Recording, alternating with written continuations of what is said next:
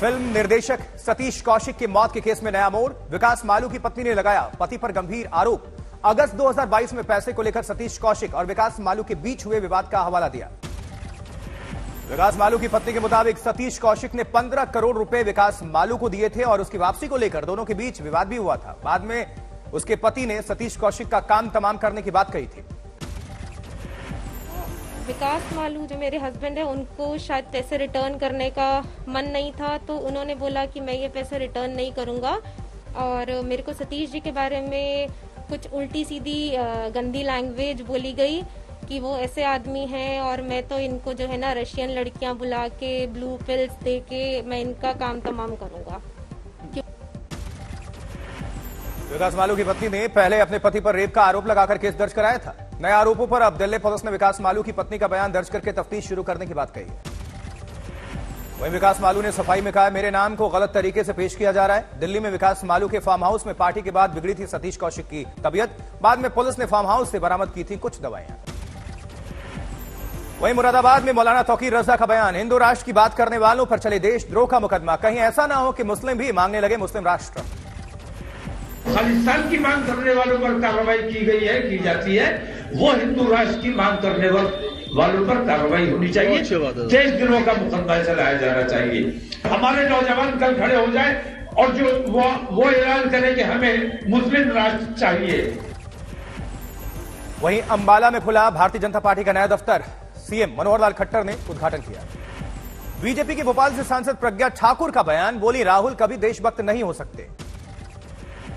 दिल्ली में दिए गए महिला शक्ति अवार्ड, सीएम केजरीवाल ने भी कार्यक्रम में शिरकत की। सऊदी अरब में रमजान के मद्देनजर जारी हुआ क्राउन प्रिंस का फरमान, मस्जिदों में लाउड स्पीकर बजाने पर लगाई गई पाबंदी। कुछ और पाबंदियां भी लागू की गई। कई देशों में मुस्लिम धर्मगुरुओं को यह नागवार गुजरा। सऊदी अरब में रमजान के दौरान मस्जिदों के भीतर इफ्तार पर भी पाबंदी लगाई गई। मौलाना शहाबुद्दीन रिजवी ने सऊदी सरकार के माइक और मस्जिद में इफ्तार की पाबंदी को गलत बताया। फैसले पर विचार की नसीहत दी है। कहीं भी सहरी और इफ्तार और अजान के ताल्लुक से लाउडस्पीकर का इस्तेमाल नहीं किया जाएगा। ये फैसला सऊदी हुकूमत का गलत फैसला है और उसको अपने फैसले पर नजरसानी करना चाहिए। वहीं हरियाणा के राम सामलखा में आरएसएस ने अखिल भारतीय प्रतिनिधि सभा का आयोजन किया है और भारतीय जनता पार्टी अध्यक्ष जेपी नड्डा भी यहां पर पहुंचे। उधर उमेश पाल हत्याकांड में नामजद आरोपी और अतीक अहमद की पत्नी शाइस्ता परवीन पर घोषित हुआ इनाम। प्रयागराज पुलिस ने शाइस्ता पर 25,000 का इनाम घोषित किया। शाइस्ता परवीन के बेटे असद पर है 2.5 लाख रुपए का इनाम। उमेश पाल की हत्या के बाद शूटर शाइस्ता परवीन से मिलने पहुंचे थे। शाइस्ता के साथ शूटर साबिर का वीडियो भी सामने आया। कार में बैठकर साबिर ने मारी थी गोली। वहीं मुंबई में राम मंदिर के पुजारी को बीजेपी पार्षद के बेटे ने दी जान से मारने की धमकी, मामला दर्ज हुआ। जबकि गुरदासपुर में मामूली कहासुनी को लेकर चल गई गोलियां। सिर में गोली लगने से युवक की हालत नाजुक, पुलिस कर रही है तफ्तीश। आज प्रधानमंत्री नरेंद्र मोदी का कर्नाटक दौरा है। चुनावी राज्य में साल में प्रधानमंत्री का यह चौथा दौरा है। पीएम मोदी देंगे कई सौगात, 16,000 करोड़ के प्रोजेक्ट होंगे शुरू। आज प्रधानमंत्री नरेंद्र मोदी करेंगे 10 लेन के बेंगलुरु मैसूर एक्सप्रेसवे का उद्घाटन। 8,000 करोड़ की लागत से बना है ये। 3 घंटे की जगह वक्त लगेगा सिर्फ 75 मिनट। पीएम मैसूर के कुशाल नगर हाईवे की भी नींव रखेंगे। देश को समर्पित करेंगे आईआईटी धारवाड़। जबकि बेंगलुरु मैसूर एक्सप्रेसवे पर सियासत, कांग्रेस ने कहा आधे अधूरे एक्सप्रेसवे को खोला जा रहा। बीजेपी का जवाब, क्रेडिट लेने की कोशिश ना करें। शराब घोटाले में केक कविता से 8 घंटे तक ईडी की पूछताछ हुई। 16 मार्च को फिर से बुलाया गया। कविता को कारोबारी अरुण रामचंद्र पिल्लई के साथ बिठाकर पूछताछ। पिल्लई ने ही लिया था कविता का नाम। कविता से समीर महेंद्रू की कंपनी इंडो स्पिरिट में कथित निवेश पर हुए सवाल जवाब। विजय नायर से मीटिंग का सच पूछा गया। बीजेपी का कविता पर निशाना, पूछा इंडो स्पिरिट से अपने रिश्तों के बारे में बताएं। कविता से पूछताछ का बीआरएस ने किया विरोध। हैदराबाद में लगे आपत्तिजनक पोस्टर्स, दिल्ली में प्रदर्शन। पूर्व विधायक के रिश्तेदार की मौत पर अपने संसदीय क्षेत्र अमेठी पहुंची स्मृति ईरानी। कलेक्ट्रेट में गार्ड ऑफ ऑनर देकर किया गया सम्मानित। स्मृति ईरानी ने ट्रैक्टर और हार्वेस्टर प्रदर्शनी का भी निरीक्षण किया। ट्रैक्टर की सवारी भी की स्मृति ईरानी ने। उधर मैनपुरी में रामगोपाल यादव ने बीजेपी सरकार के फैसलों पर की टिप्पणी, पूछा आरोपियों का घर तोड़ना कहां का कानून है। दिनकर की रश्मि रथी कविता की पंक्तियों से योगी सरकार पर साधा निशाना। छाता है पहले विवेक मर जाता है। दिनकर जी ने एक बार लिखा है रश्मिरथी में कि जब नाश मनुज पर छाता है पहले विवेक मर जाता है। रामगोपाल यादव ने आगामी चुनाव में विपक्षी एकजुटता की जताई संभावना। इमरजेंसी के बाद विपक्षी दलों की एकजुटता और इंदिरा गांधी की हार का दिया हवाला। वहीं आरा में तेज रफ्तार ट्रक ने बाइक पर सवार एक पूर्व पार्षद को रौंद दिया। मौके पर हुई दर्दनाक मौत, साथी घायल। मुंबई एयरपोर्ट पर 3 विदेशियों से 3 किलो सोना किया गया जब्त। अंडरगारमेंट्स और जूते में छुपाकर लाया गया था यह सोना। नोएडा पुलिस ने एक हत्या आरोपी को किया गिरफ्तार। सेक्टर 112 में स्थित नशा मुक्ति केंद्र में की थी एक शख्स की हत्या। इसमें लखनऊ में एक कॉलेज बिल्डिंग के 4थी मंजिल से संदिग्ध परिस्थितियों में गिर गया छात्र। अस्पताल में भर्ती। छात्र के परीक्षा को लेकर तनाव में रहने की खबरें। लखनऊ पुलिस ने ड्रग तस्करी के 2 आरोपियों को दबोचा। खेप की जब्त। शराब घोटाले में ईडी की रिमांड के बीच सिसोदिया ने जेल से लिखी चिट्ठी, कहा मुझे डरा नहीं सकते। नौकरी के बदले जमीन मामले में सीबीआई का तेजस्वी यादव को समन पूछताछ के लिए उनको बुलाया गया। लालू की 2 बेटियों पर ईडी की छापेमारी में मिले 70 लाख कैश, गहने भी बरामद। तेजस्वी यादव ने छापे में बरामदगी पर सवाल उठाए। कहा पहले 2017 के 8,000 करोड़ के दावे का हिसाब दे बीजेपी नेता।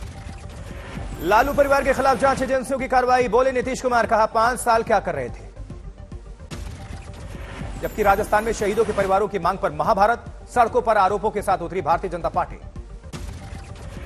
जयपुर में बीजेपी के प्रदर्शन में किरोड़ी लाल मीणा के समर्थक हुए उग्र। कार्यकर्ताओं को पुलिस ने हिरासत में लिया।